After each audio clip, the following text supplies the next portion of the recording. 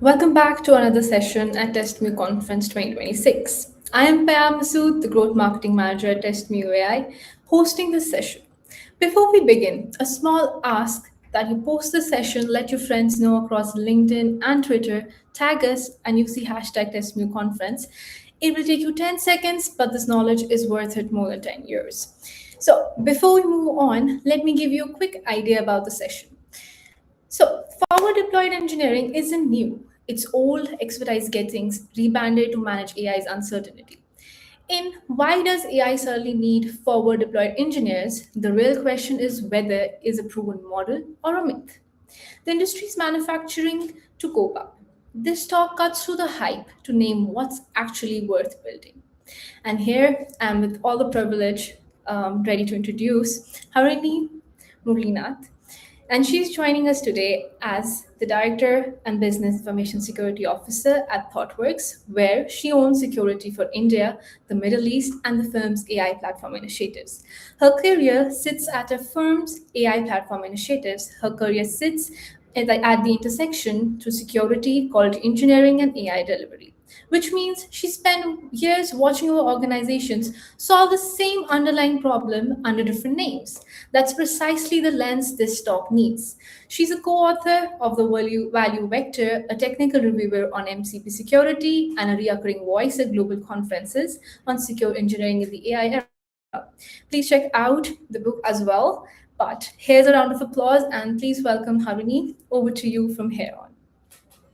Thank you so much, Pam. And it's absolutely pleasure to be on this stage with everyone. I think this is one of those community events that I'm always looking forward to. Truly global and so widespread. So it's a privilege to be here. Thank you so much. Thank you so much. All over to you. Yeah. Thank you. All right. Okay. So let me just share my.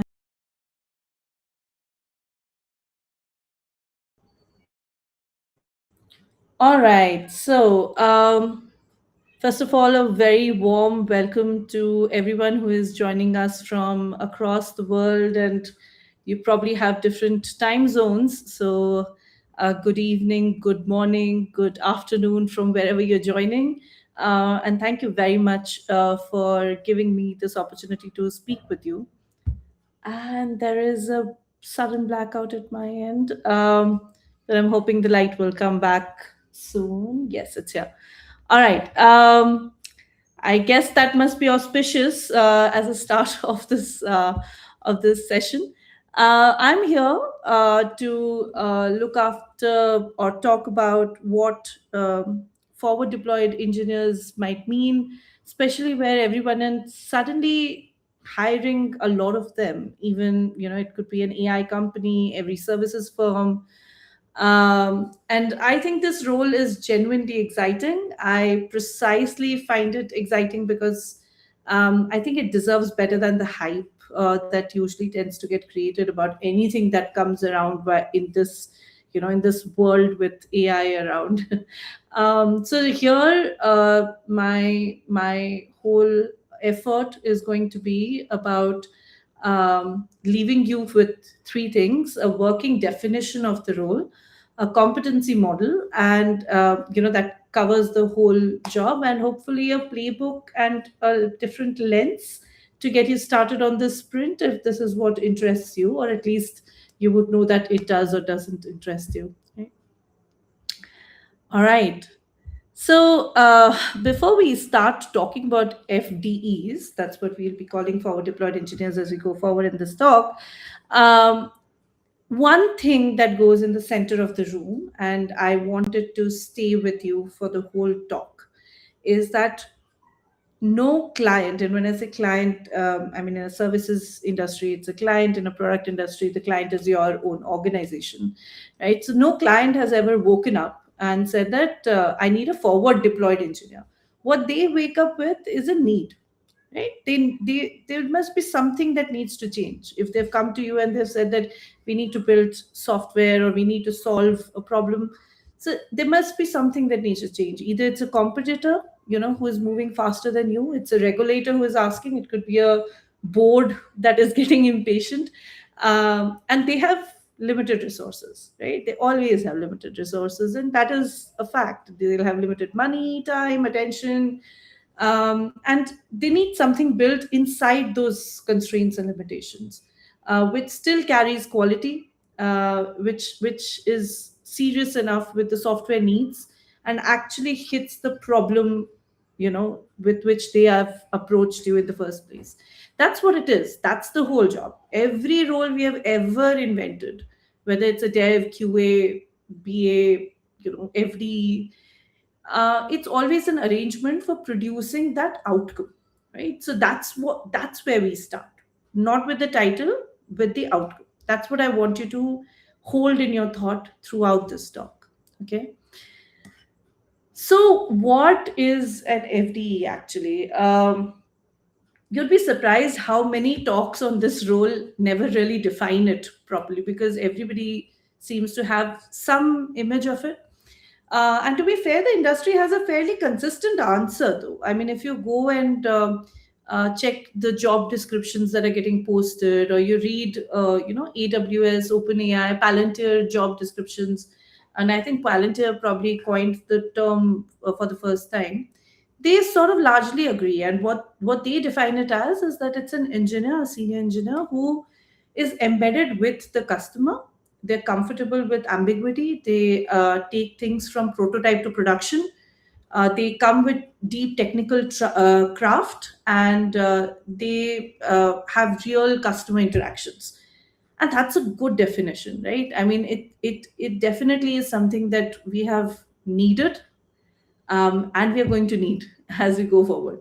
So I'm not here to knock it off. I'm here to say that I'd extend it to two places because the field keeps insisting on them. One is owning the outcome, the thing that I just talked to you about. It's not about the ticket, it's not about the artifact, it's about the change in the client's world, right?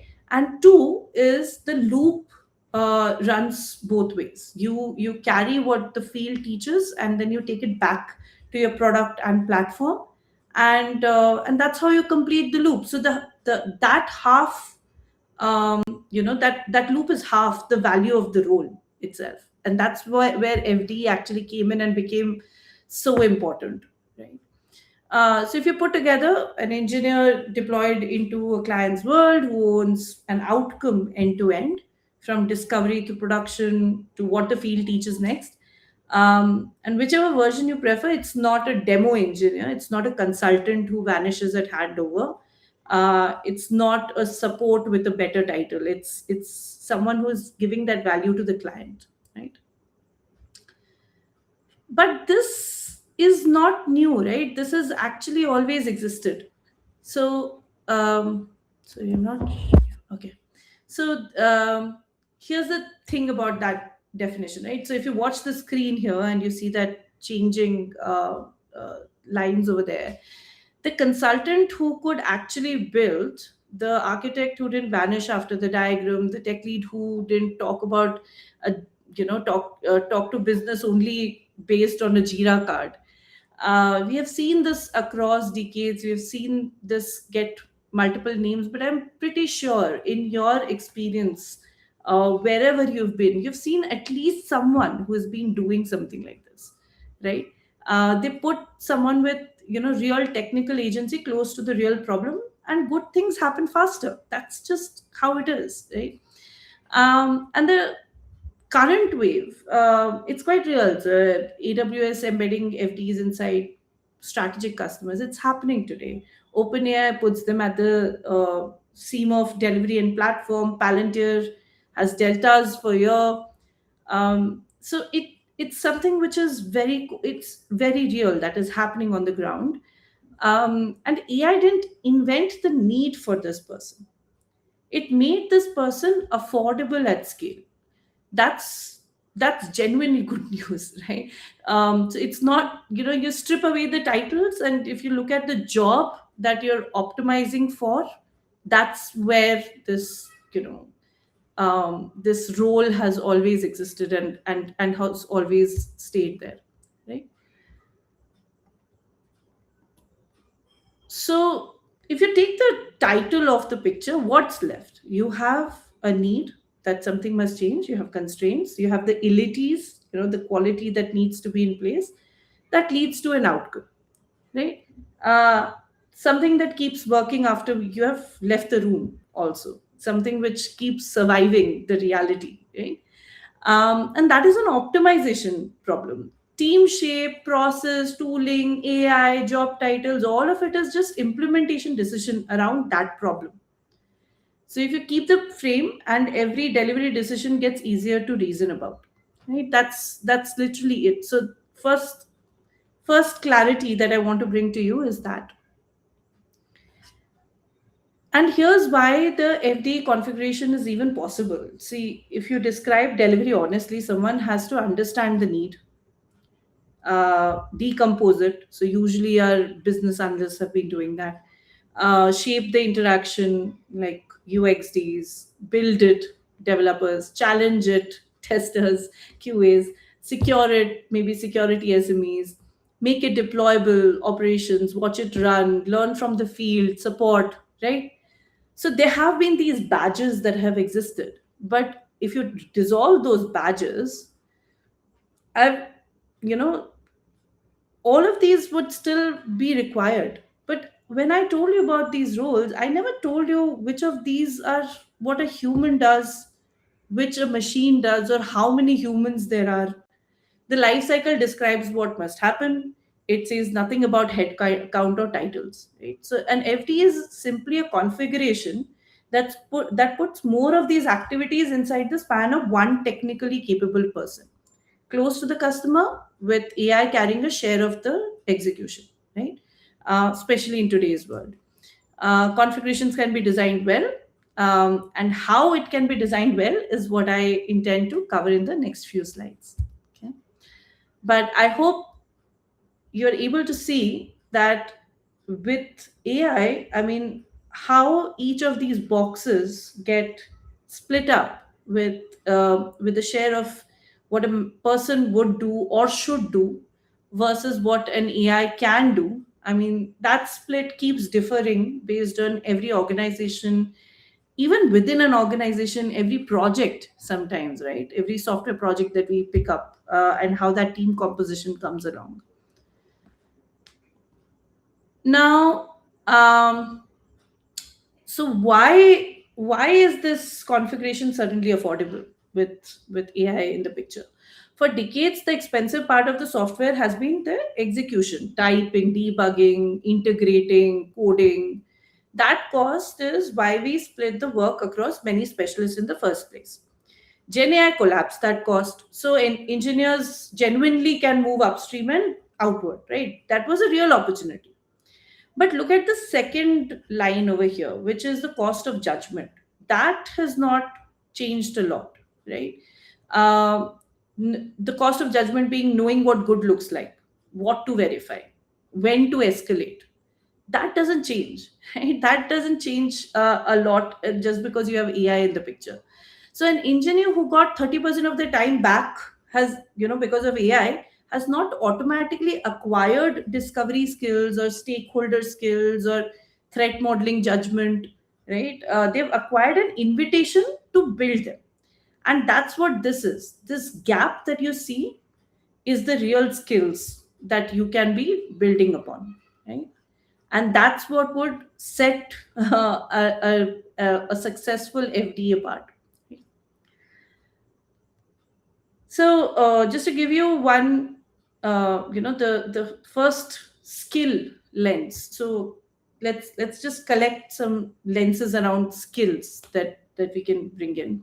So the first skill that as an FD one can bring in is every role around you is compressed as a bundle of judgment.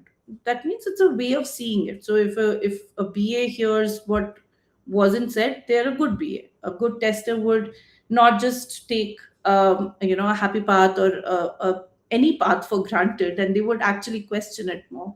Security would see trust boundaries, abuse paths, etc., etc. Right. So it's the same system, same light, but a different refraction, like a prism. The FD is not doing everyone's job. Let's just be clear. So I'm not saying that an FD becomes, replaces a BA, replaces an SRE or whatever. It's about collecting enough of those lenses to recognize what each discipline would see. Because now that you're not really coding, typing, what AI is doing, this is where you can actually build your skill in, right?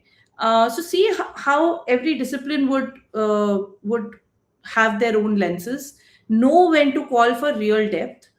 We have a term for this, right? We've been talking about this as cross functional many times, and that is what is a skill that I think an FTE can really build upon and be more meaningful.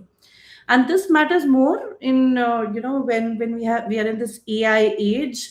Every lens you absorb changes what you notice, and even a good BA, a good QA, a good SRE, everybody is changing their own definitions as well. So it is a moving target. It's not landed yet, at least.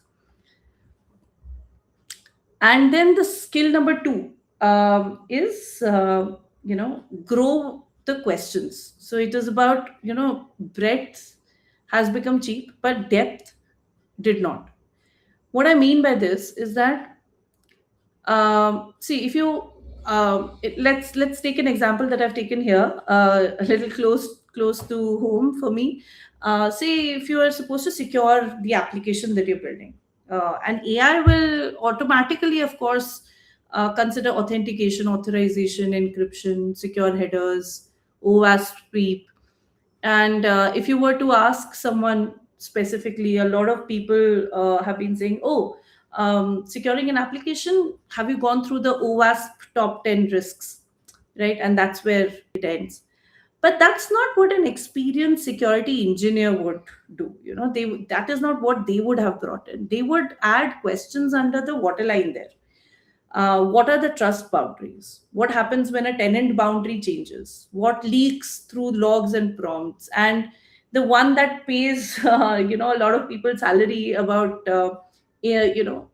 chasing around incidents. So what evidence would we need if we were in an incident? Because an incident blows up with a lot of supply chain along the way. So the good news is AI enormously, helps everyone with many of those questions once you know how to ask them. And that is the skill that I'm talking about. AI gives you extraordinary breadth inside the boundary of the questions you already know to ask. So grow the boundary, right? Every discipline has its under the waterline questions. Collect them deliberately. Be more deliberate. Use and know how to use AI to become a leverage for this. Right? So that's the skill number two. Then let's talk about a bit about the competency model about for FDs that would actually do the whole job. So if you look at um, like, I'm going to be very fair about this, that there are a lot of academies, white papers who've been talking about this role and what the competency should be, and they're quite strong, but they're mostly on the technical craft, right? The ones that you see here, that's what they would usually be talking about. And the better ones that I've seen in courses, they also cover some customer interaction as well, because that also is a new challenge for a lot of people. But uh, but that build is just one part of the equation, right? When you look at why forward deployed engagements actually failed in the field, it's not because of code, it's because the stakeholder that nobody actually thought about, the scope that was never really sliced properly, the expectations that weren't set uniformly across, right? Or the escalations that came maybe weeks too late. So this model, I mean, this column of the build is definitely important. The craft that you build around, your system architecture, your quality engineering, absolutely important. But the other two are things that I find often missing or not given as much importance, which I think they should.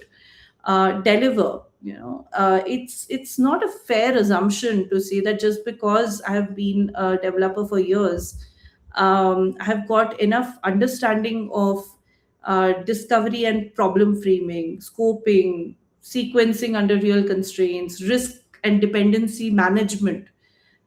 These are all areas that people spend a lot of time to figure out. Pace with predictability, right? This one. I mean, clients forgive if you're slow, they don't forgive surprises, right?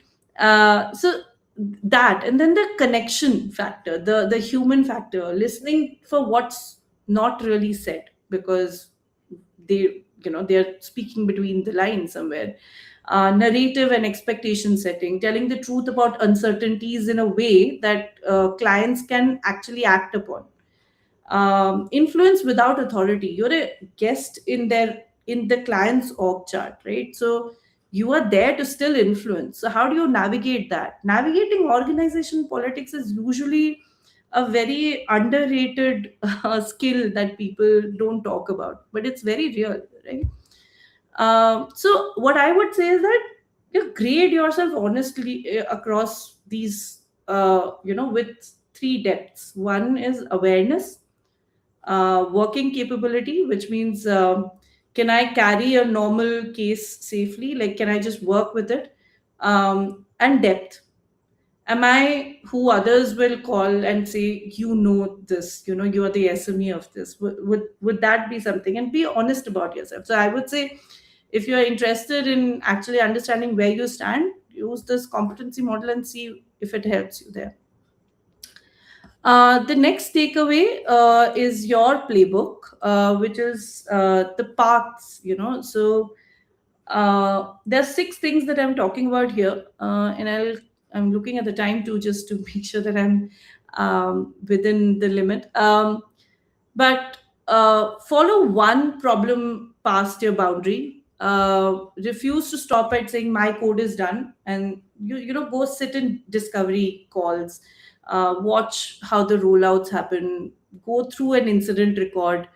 One end-to-end problem teaches you more than any 10 job descriptions. You can't go through job descriptions and know how they work. Two, borrow another discipline's lens for a month. Attack your own assumptions, like a security tester. Join a threat modeling session. Sit in a UX research. And that, just give yourself like a month to go be a part of these things. Build one area of real depth, an anchor, so your breadth never becomes just like uh, a shallow thing that you would have, but something that gives you that anchor feeling in there, saying that this is what I excel in. Fourth, use AI as pairing partner, not an oracle. As I was saying, make AI is as good as you know how to drive it. So make it argue against your design, and then verify that the claims that are happening or that are in place that matter or not. Like, do it yourself. Five. This one is pure connect, right? Practice with client conversations. Make yourself available. Put yourself through it. Maybe you can start with shadowing if you've never done that before, but at some point, put yourself out there, right? Set expectations before they're set for you. Narrate trade-offs in the client's language. Try and see what that means, right? And six, lead without the title. It doesn't matter if you're an FD or if you're a BA or what. I mean, go ahead and do it, right? Build your escalation map, ask for help out loud, so people who are your peers, they also learn from saying that it's a strength to be able to know when you're seeking help. Bring the client's own people with you, like work with them, work closely with them. And I would definitely say that a good FD is never a lone wolf. They are leaders. They're there who are working through this, right? So I think that I have seen people who've been valuable do this quite consistently. And the third takeaway is actually for leaders in this room, because none of this, I mean, all of these things that I'm putting towards a person who wants to grow into an FD, um, they can't happen if they don't have the ecosystem or the environment helping them, to speed this up. So one of the failures that I've also seen is that many times, because the technical aspects have become so much easier, and the first few things in software development that got created was through AI was coding. um, we went ahead and said that, okay, so with AI development has become very fast, but has it been? Because the whole ecosystem has to work together, right? You can't deliver unless everybody is moving together. So if the engineer speeds up and the system around them doesn't, the outcome will not really work. So not the engineer, not the outcome. If the quality conversations, for example, the security reviews, the product decisions still move at last year's pace or pre-AI era's pace, while delivery moves at AI pace, the gap will ultimately land on the client, right? It is going to be visible. And you can't fix that with a 2-week academy course alone. An academy will definitely give you structured learning, and I'm not demeaning that at all. But I'm saying that the environment that you create creates judgment, right? So pair across disciplines inside the real world, get people to be able to get this chance to go through those 6 points that I've been talking about. Because if they're not able to do that, then it is affecting you as a leader as well, right? And the outcome will also suffer with all of this.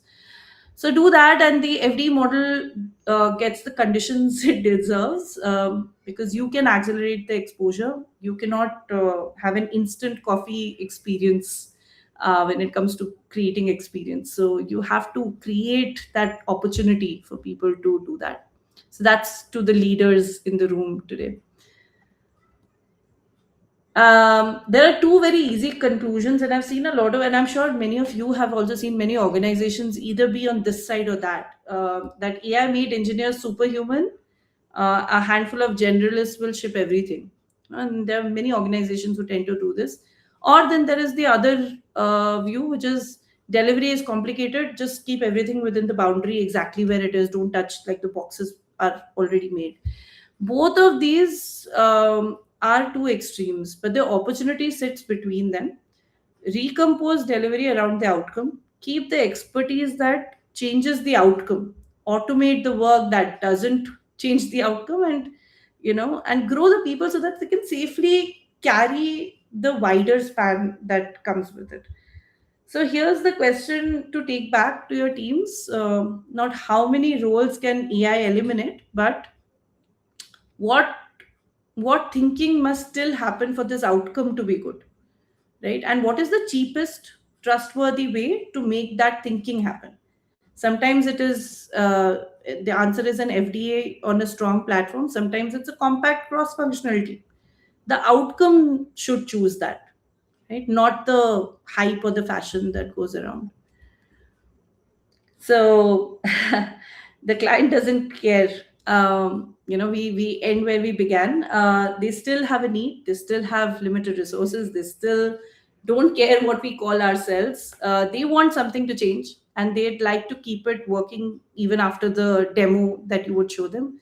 So the FD moment is real, and I'm glad it's here. It pulls engineering closer to the problems it was meant to solve. Just don't copy the title, copy the conditions is all I would leave you with.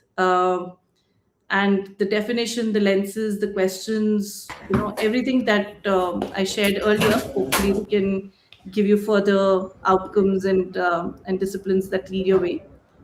And that's me for today. Thank you very much for your time and for listening to me. And that's my LinkedIn. If anybody wants to come have a debate, have an argument, I'm more than happy to share my thoughts. That was that was like, I mean, I can't stop, but something that's gonna stick with me right now is don't copy the title, copy the conditions, and I'm pretty sure this is gonna stick with everybody around here. Thank you so much. This has been like one of the most calmest and the most, the most introspect. Oh my god, I'm just fumbling, guys. Sorry. It was the most interesting point of things that I got to learn around here, and because people really talk about AI as something that's coming up, but people don't really talk about how it's going to work for the framework, how we're going to work around it, what's going to actually build, what will be the judgment out of it. But guys, this is a wrap. We have been out of time, so we'll be taking up your questions later on, and you'll get the answers for sure. And obviously, you can connect on LinkedIn. So this comes up to a wrap. Thank you so much, Harinee. It means a lot for you to give us the time. But as we know, Thank the you so sessions much. should keep going on. We have a lot more lined up for you guys. Keep moving on, keep hustling, and keep sharing about us throughout the socials. We're all around here. If you have questions, you can ping any of us. It's a kudos from us and a closure from us. Here's me, Pam, signing off. And all the best for other sessions, guys. Have fun reading, learning, and thinking around AI. Thank you. Thank you, guys. Bye bye. Thank you, Haruni. Thank you.